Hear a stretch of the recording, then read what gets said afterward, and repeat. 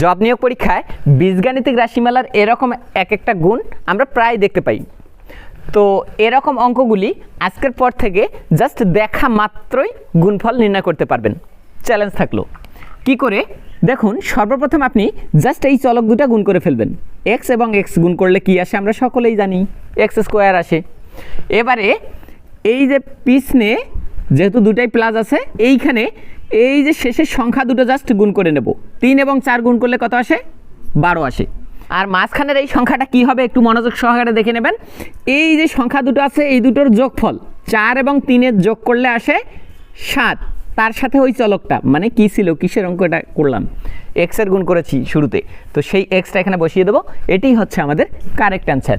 job নিয়োগ পরীক্ষার জটিল সব অঙ্কের সহজ সমাধান জানতে আমাদের এই ভিডিওটি যদি ফেসবুক পেজের মাধ্যমে দেখে থাকেন তাহলে অবশ্যই ফলো বাটনে, আর যদি ইউটিউব চ্যানেলের মাধ্যমে দেখে থাকেন অবশ্যই